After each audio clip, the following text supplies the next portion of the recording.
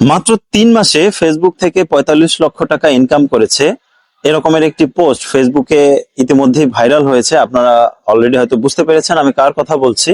Thoughts of Billal, যে কিনা একজন সাধারণ হোটেল বয় থেকে আজকে ফেসবুকে একজন সফল কন্টেন্ট ক্রিয়েটর হিসেবে আত্মপ্রকাশ করেছে। সে কিন্তু আগামী 6 মাস পরে এই ফেসবুক বা নেট দুনিয়া থেকে হয়তো উধাও হয়ে যাবে, বিলীন হয়ে যাবে। কথাটা শুনতে আপনাদের কাছে খারাপ লাগতে পারে, তারপরেও এটাই সত্যি কথা। কারণ এইটা কিন্তু সেই 80-র দশক বা 90-র দশকের মতো যে উত্তম কুমার, সুচিত্রা সেন আজও মানুষ তাদেরকে মনে রাখছে, বর্তমান সময়টা কিন্তু আসলে সেরকমের নয়।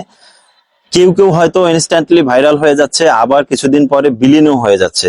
যেমন ধরুন, আমি যদি বলি রিপন ভিডিওর কথা, সে কিন্তু একটা সময় ফেসবুকে খুবই ভাইরাল হয়েছিল, আবার ফেসবুক থেকে হারিয়েও গিয়েছে। আবার কিন্তু সেই রিপন আবার কামব্যাক করেছে এবং সে কিন্তু বর্তমানে বেশ ভালোই অবস্থানে রয়েছে। কিন্তু মানুষ তাকে নিয়ে যতটা আগ্রহ প্রকাশ করেছিল, ইদানিং কিন্তু সেটা আবার কমে গিয়েছে। থটস অফ বিল্লালের কথা যদি বলি, তাকে অনেকেই অনুপ্রেরণা হিসাবে নিচ্ছে, তাকে অনেকেই ফলো করতেছে, তার মতো করে হেঁটে হেঁটে ভিডিও তৈরি করতেছে।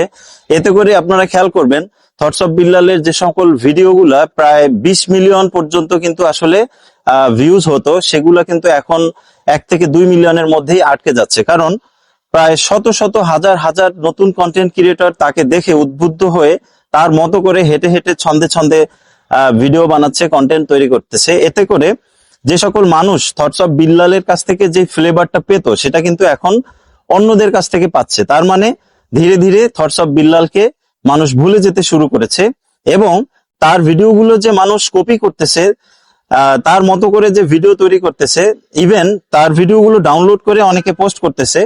এতে করে কিন্তু thoughts of Billal copyright issue দিচ্ছে। এতে অনেকেই তার উপরে ক্ষুব্ধ হয়ে তাকে নিয়ে নেগেটিভ প্রচারণা চালিয়ে যাচ্ছে, যেটা কিন্তু থটস অফ বিল্লালের জন্য অশনি সংকেত বলে মনে হচ্ছে আমার কাছে।